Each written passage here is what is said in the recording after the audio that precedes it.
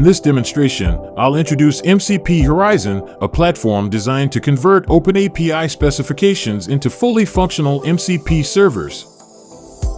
These servers are deployed into a highly scalable Kubernetes environment with enterprise-grade security, enabling businesses to interact with internal data securely through large language models, such as ChatGPT. MCP Horizon provides each user with a dedicated Kubernetes namespace and reserved resources. Network policies enforce strict isolation, and all API proxy images are scanned for vulnerabilities before being stored. This creates a robust and hardened foundation for secure data interaction. User management is streamlined. OAuth 2 users can be grouped and granted access to specific MCP servers, allowing businesses to share applications only with those who need them. OAuth is powered by Keycloak. Both the OpenAPI side and MCP side support multiple authentication options, including basic authentication, API keys, and OAuth 2. A built-in monitoring dashboard provides real-time insights into infrastructure health, such as namespace metrics, ingress latency and error rates, CPU and memory usage, request throughput, and system uptime. Now, consider a practical use case involving a company like Silaris Corporation. By accessing their protected OpenAPI documentation, we can explore the product and sales endpoints they provide. But instead of exporting data or manually analyzing reports, MCP Horizon allows these live APIs to be connected directly to an LLM. This makes it possible to ask natural language questions like, "How are sales trending this month?" Or, "Based on the current trajectory, what are next month's projected sales?" And receive clear, contextual answers instantly. Now, let's begin the demo. Let's begin by logging into the user interface. After clicking the login button, the platform dashboard appears, giving us a clear, high-level view of the entire infrastructure. Here, you can see real-time metrics such as namespace activity, resource consumption, ingress performance, and overall system health. Now let's move to the OAuth Credentials tab. From here, I'll create a new access group, then add a user by providing a username and password. Once the user is added, I assign them to the group, showing how MCP Horizon allows you to neatly organize access and control permissions with ease. Before continuing, let me show you the API Keys tab. MCP Horizon also supports API key-based authentication, which can be especially useful when integrating the MCP server with tools like Cursor, Claude Code, and other developer environments. Now, let's move into the MCP Apps section. Here, you can see a list of all existing applications along with any app requests currently in progress. Let's go ahead and create a new app request. I'll click on Add an App Request to start the process. Before filling it in, let me quickly switch over to the OpenAPI documentation page. From here, I'll download the OpenAPI.json file that defines the API. Once the file is downloaded, I return to the request form and upload it into the interface. With the OpenAPI file uploaded, let's move ahead and enter the server URL. As you can see, MCP Horizon supports multiple authentication methods for the OpenAPI server, basic authentication, API key, and OAuth 2. For this demonstration, I'll choose basic authentication and enter the credentials. This is also a good point to mention that MCP Horizon securely stores all sensitive credentials in HashiCorp Vault and injects them into the application only at runtime, ensuring complete isolation and security. Now let's continue to the next step. Here, we configure how the MCP server itself will authenticate incoming requests. For this example, I'll select OAuth 2 and then choose the access group we created earlier. Next, MCP Horizon shows us the full request payload for review.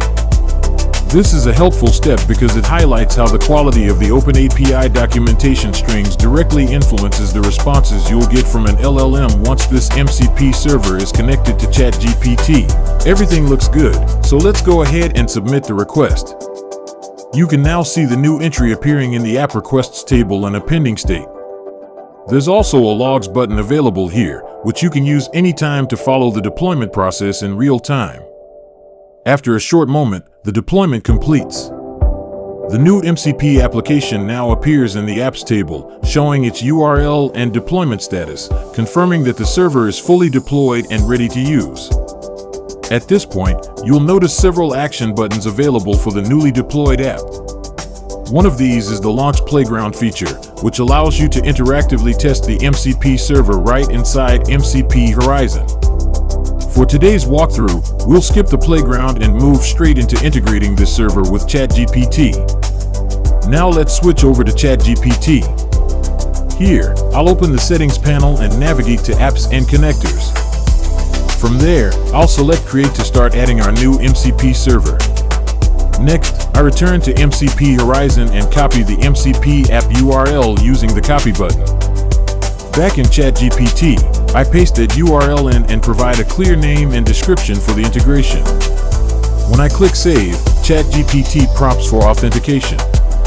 So I switch back to the OAuth Credentials tab in MCP Horizon, copy my username, and then enter both the username and password in the login window.